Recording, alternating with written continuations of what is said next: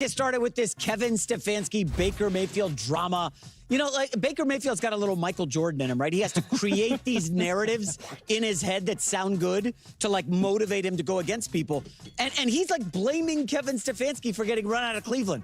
Anyways, Stefanski was meeting the media after he was announced as Falcons coach, and he responded to Baker Mayfield.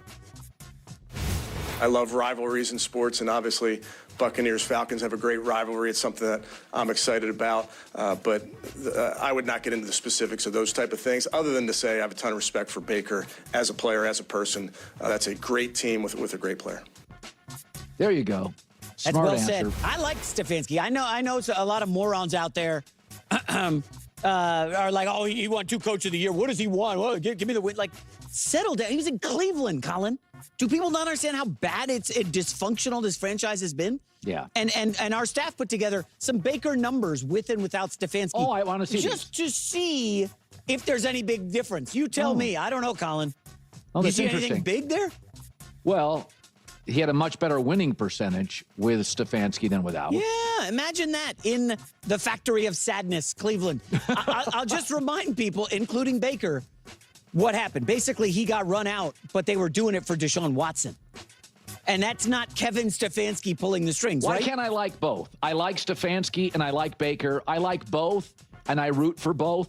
But do you like what Baker Mayfield's doing here, though, Colin? That's the real question. Out of the blue, he's just all of a sudden taking shots at Stefanski. Listen, that's Baker's personality. Right. There's a reason I offered him a podcast at my little podcast company. There's a reason I offered him a podcast. He's fascinating personality. He has just got a chip on both shoulders. He is just fire and jet fuel. That can only take you so far, though. Come on. Yeah, Johnny Manziel. All these guys are fascinating personalities. Baker's a much, much better player than Johnny Manziel. Better player, yeah, but personality? I don't know. Well, no, I think Johnny had issues with that are now acknowledged in his personal life that are much deeper and more. Okay. All right, everyone. Before we accidentally veer into a Johnny Manziel debate, Colin, if you're listening, the offer for a podcast spot at your network still stands. Just saying. Put me in the game, coach. I've got the energy for it. Now to my Atlanta Falcons faithful. I haven't forgotten about you this offseason. I told you I love discussing this team, and that means digging beyond just the star names. I was sifting through footage recently, felt the urge to create some content, and even came across a Steelers clip about Mike McCarthy I could have used. But I decided no, this final piece today is for the Falcons. I'll be posting more, but this one's for you all. It's funny. Doing the quick mental math here is tricky, but the essence is clear. When you project the stats, the touchdown to interception ratio under Kevin Stefanski is actually favorable. If you scale it up, you're looking at a scenario with well over 160 touchdowns to roughly 80 interceptions. That's a substantial positive gap. It would also positively impact passer rating and other metrics. The point is, Kevin Stefanski is an excellent coach. The Falcons made a shrewd decision bringing him in. He is fundamentally an adult. Regardless of any misplaced preconceptions out there, this hiring is a significant win for the franchise. His demeanor and his responses in interviews, like the one we just saw, prove that. At this juncture, the Falcons need precisely that.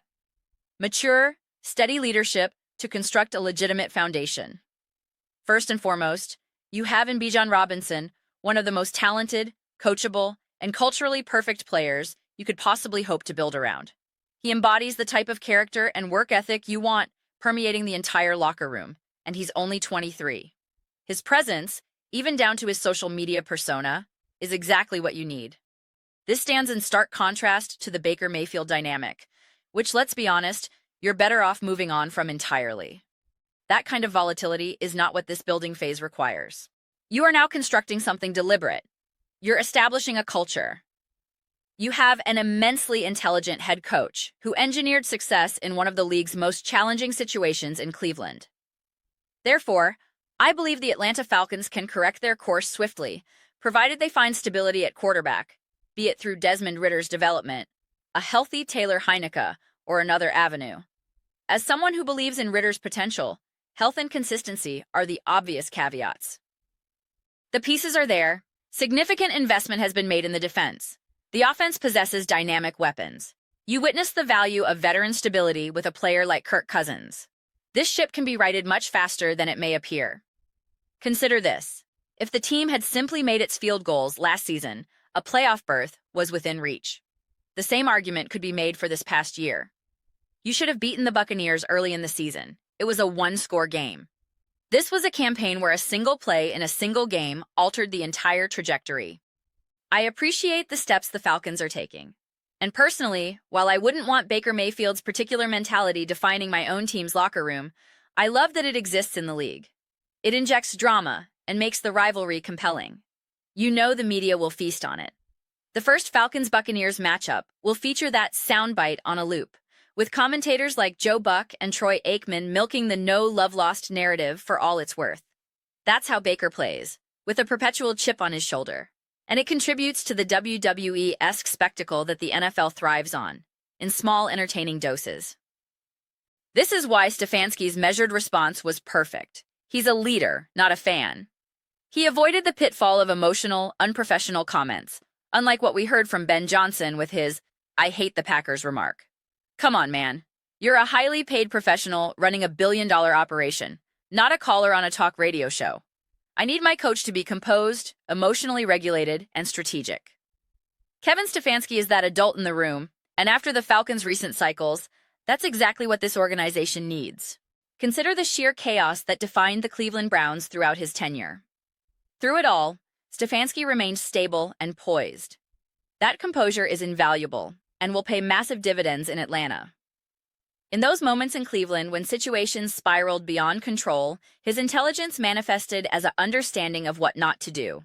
The wisdom to recognize when there is no magic lever to pull, no immediate personnel fix, and that getting outwardly frantic only makes things worse. That disciplined calm is a tremendous asset. In Atlanta, he will have far more at his disposal, both in terms of roster talent and organizational support. This was a confident, decisive, and intelligent hire executed promptly. I have a great deal of respect for the move. We can see the rationale clearly, and it makes me genuinely optimistic about the Falcons' direction. I was excited about their potential last season, and with slightly better organization and self-inflicted mistakes, they would have won the division. I stand by that assessment. They should have. Obviously, the picture depends on free agency, the draft, and most crucially, the resolution at quarterback.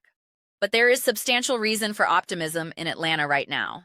I'm excited to see this team take shape, to watch games that carry meaningful weight, and yes, to see those rivalry games against the Buccaneers amplified by that little extra narrative juice.